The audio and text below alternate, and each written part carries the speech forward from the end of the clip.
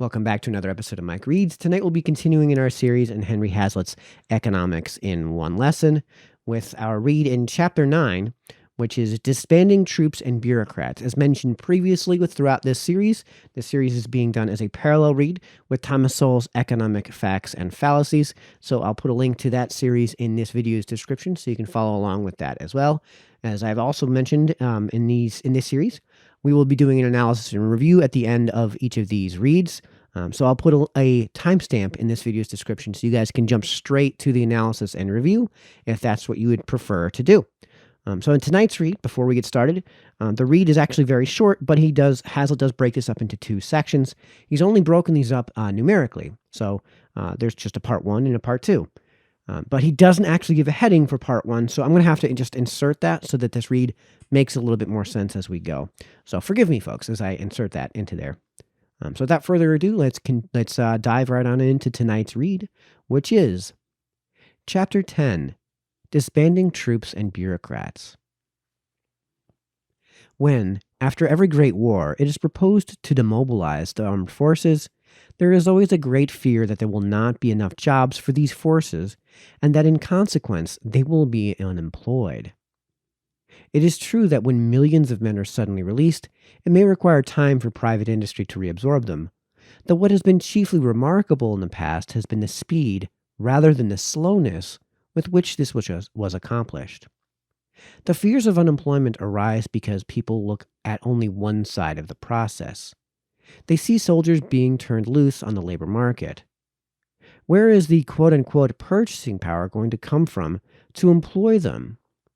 If we assume that the public budget is being balanced, the answer is simple.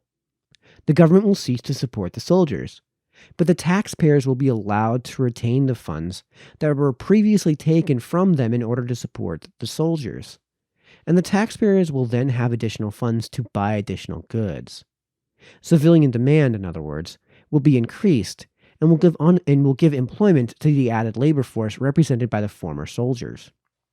If the soldiers have been supported by an unbalanced budget, that is, by government borrowing and other forms of deficit financing, the case is somewhat different. But that raises a different question. We shall consider the effects of deficit financing in a later chapter. It is enough to recognize that deficit financing is irrelevant to the point that has just been made. For if we assume that there is any advantage in a budget deficit, then precisely the same budget deficit could be maintained as before by simply reducing taxes by the amount previously spent in supporting the wartime army. But the demobilization will not leave us economically just where we were before it started. The soldiers previously supported by civilians will not become merely civilians supported by other civilians. They will become self-supporting civilians. If we assume that the men who would otherwise have been retained in the armed forces are no longer needed for defense, then their retention would have been sheer waste. They would have been unproductive. The taxpayers, in return for supporting them, would have got nothing. But now the taxpayers turn over this part of their funds to them as fellow citizens in return for equivalent goods and services. Excuse me. Total national production, the wealth of everybody, is higher. Part 2. The same reasoning applies to civilian government officials whenever they are retained in excessive numbers and do not perform services for the community reasonably equivalent to the remuneration they receive. Yet whenever any effort is made to cut down the number of unnecessary office holders, the cry is certain to be raised that this action is quote-unquote deflationary. Would you remove the quote-unquote purchasing power from these officials? Would you injure the landlords and tradesmen who depend on that purchasing power? You are simply cutting down quote-unquote the national income and helping to bring about or intensify a depression. Once again, the fallacy comes from looking at the effects of this action only on the dismissed office holders themselves and on the particular tradesmen who depend upon them. Once again, it is forgotten that, if these bureaucrats are not retained in office, the taxpayers will be permitted to keep the money that was formerly taken from them for the support of the bureaucrats. Once again, it is forgotten that the taxpayer's income and purchasing power go up by at least as much as the income and purchasing power of the former office holders go down. If the particular shopkeepers who formerly got the business of these bureaucrats lose trade, other shopkeepers elsewhere gain at least as much. Washington is less prosperous and can perhaps support fewer stores, but other towns can support more. Once again, however, the matter does not end there. The country is not merely as well off without the superfluous office holders as it would have been had it retained them. It is much better off. For the office holders must now seek private jobs or set up private business. And the added purchasing power of the taxpayers, as we noted in the case of the soldiers, will encourage this. But the office holders can take private jobs only by supplying equivalent services to those who provide the jobs, or rather, to the customers of the employees who provide the jobs. Instead of being parasites, they become productive men and women. I must insist again that in all this, I am not talking of public office holders whose services are really needed. Necessary policemen, firemen, street cleaners, health officers, judges, legislators, and executives perform productive services as important as those of anyone in private industry. They make it possible for private industry to function in an atmosphere of law, order, freedom, and peace. But their justification consists in the utility of their services. It does not consist in the quote-unquote purchasing power they possess by virtue of being on the public payroll. This quote-unquote purchasing power argument is, when one considers it seriously, fantastic. It could just as well apply to a racketeer or to a thief who robs you. After he takes your money, he has more purchasing power. He supports with it bars, restaurants, nightclubs, tailors, perhaps automobile workers. But for every job his spending provides, your own spending must provide one less because you have that much less money to spend. Just so the taxpayers provide one less job for every job supplied by the spending of office holders. When your money is taken by a thief, you get nothing in return. When your money is taken through taxes to support needless bureaucrats, precisely the same situation exists. We are lucky indeed if the needless bureaucrats are mere easygoing loafers. They are more likely today to be energetic reformers busily discouraging and disrupting production. When we can find no better argument for the retention of any group of office holders than that of retaining their purchasing power, it is a sign that the time has come to get rid of them. And that concludes Chapter 9. On to the analysis and review part of the video. All right, welcome to the analysis and review part of the video. So this subject could actually get very complicated despite how short the chapter is. I'm not sure why he breaks this up into the two sections that he does, especially given its length. But the point is that I want to make it clear before we get into this what the argument is that he's making. And the argument that he's making is that the mere money that is being paid to a government employee is not a reason to keep them employed. There may be a certain case for certain employees of government to exist. And there may be a libertarian argument for a very, very limited government to exist, remembering that libertarianism is not anarchism. We have a word for anarchism. It's called anarchy and anarchism. And he makes this point fairly clear on page 69. But the office holders take, let me make sure I have the right page here. He makes his point very clear on page 69, but their justification consists in the utility of their services. So you don't have a government employee on the dole because they're on the dole. You have a government employee on the dole because their position serves a certain utility. It does not consist in the quote-unquote purchasing power they possess by virtue of being on the public payroll. So now that we've made it very clear what the position is that he's making, because it's fairly easy to straw man if you're not willing to read this in good faith, let's now tackle the point that he's making. So let's now tackle I'm not going to call it an empirical claim that he's making. It's more of a philosophically empirical claim that should be self-evident. If you have to pay a certain amount of taxes in order to keep somebody employed. Then if they become no longer employed by the state, then you could reduce those taxes, and then the private sector, the consumers, have the ability to then spend that same amount of money. It does get a little bit complicated when we're talking about deficit spending.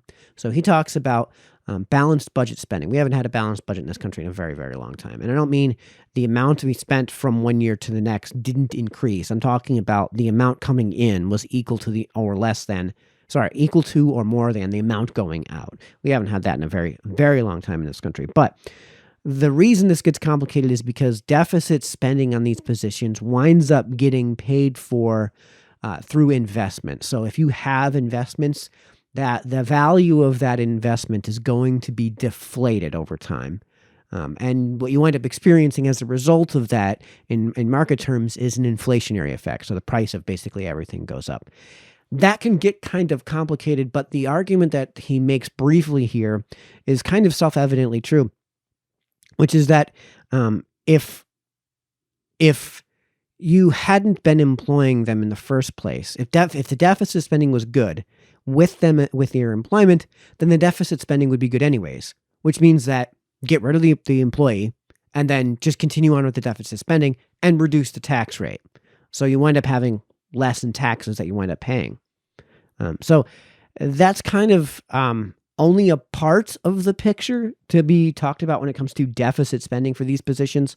But he does talk about this in another chapter, and this could be a very, very long analysis and review if we get into the full details of that matter. So we're going to save that for that chapter for, I think it's actually a series of chapters he brings up at the very end of the book. So let's just focus on the obvious, which is basically an extension of the broken window fallacy. If the money gets spent by government and it's not spent by government, then what it will be spent on then is the thing that doesn't have the gun at the proverbial head. And he makes his point on page 68. Once again, the fallacy comes from looking at the effects of this action only on the dismissed office holders themselves and on the particular tradesmen who depend on them.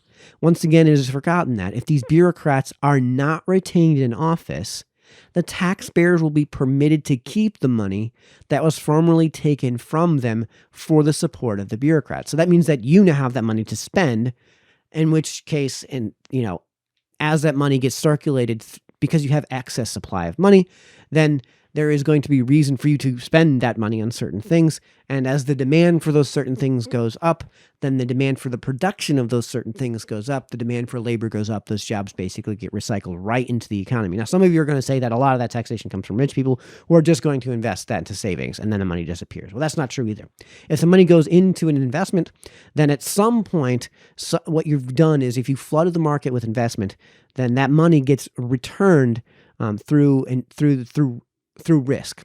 So if you have something like a loan from a bank, if you have venture capitalism, when you flood the market with investment, then the price of that risk, the cost of that risk goes down, which means that there is going to be a greater incentive to effectively take on that risk and expand your business or open up a new business or do all of those things that will necessarily increase the demand for labor. Now, this isn't true in the planet where all of these people, instead of investing that money, literally stuff cash under their mattress. When they create a literal Scrooge McDuckian money bin that they swim in. By the way, nobody does this. People who are great with money are great with money. People who make their lifestyle dependent upon them being great with money do things that are wise with their spending. And creating a Scrooge McDuckian money bin to just swim in is not wise. The other thing that does is for those of us who don't do that, what happens when you decrease the quantity of supply of a good or service? You create a shortage. We all remember this from like the first week of econ in the intro to econ in high school. You create a shortage. And when you have a shortage of supply of a good, what happens to the price of the supply of the good? It goes up. What happens to toilet paper when nobody has toilet paper? The price of toilet paper goes up. We all experience this, right? So what that means is for those of us who were smart and didn't just dump our money into a Scrooge McDuckian bin and go swimming in it every night, we actually have the value of that money that we hold, that cash that we hold, go up, which means we can afford now to buy more goods and services, which is a good thing. So that's a bit of a strawman point that could be made, and it's just not a reflection of the real world. Nobody actually does that in any sort of scale. The other thing to bring about is that this isn't going to be a one-to-one translation. So with all the money the government spends on these positions, every time you relinquish one of these positions to the free market, you don't just get that dollar amount back. You actually get more than that. And we know this because of Smith's lesson, because when you are subject to market influences, you are subject to one of those influences, which is consent. When you have a mutually consensual transaction, which you don't necessarily have when there's a gun involved, government, then we know axiomatically that money is more efficiently spent. The greatest utility is served when you have mutual consent, when the transaction is entirely consensual. So there may be a reason to have somebody in the government dole. However, the fact that they make money on the government dole and the money that they might spend because they got paid by government is a terrible reason to do that. And we know this from Smith's lesson. He brings this up on page 69. But the office holders who, can take private jobs only by supplying equivalent services to those who provide the jobs, or rather, the customers of the employers who provide the jobs. Again, this is just an extension of Smith's lesson. And something, a lesson that a lot of people forget, that the price that you get paid for your labor isn't really determined by your employer. It's determined by consumers. If consumers let's say, let's find something let's talk about this calculator. If the consumers who buy this calculator are only willing to spend, say, $45 on this calculator, then there cannot be more than $45 worth of goods and services in this calculator, or there will be no reason for the supplier of the good or services to bother to supply the good or service. So the amount of labor, the amount of money you can invest into labor into this thing is limited by that. So there may be a demand side effect that creates the price point for that labor that is ideal. But again, it's the consumers in the end who are determining how much you get paid. And that's why when we talk about how much somebody gets paid, we don't talk about deserve. It's earn. Because there's a certain type of labor that is necessary to go into this calculator. I am not skilled enough or equipped enough to perform basically any of the labor that's involved with the research and development or the physical manufacturing of that calculator. And as a result, they wouldn't pay me enough. They wouldn't pay me anything to work on that because I'm just simply not qualified to perform the labor that's necessary. So that's basically the totality of that chapter and what he was intending to convey. It's a very short read, which is nice, but it's very deep. And this could, like I said, this could easily expand into an extremely complicated subject, but it really shouldn't be because of the points that he brings up in this chapter, which will be followed in our next read in Henry Hazlitt's Economics in One Lesson with Chapter 10, The Fetish of Full Employment. So until we get to that, this has been Mike, signing off.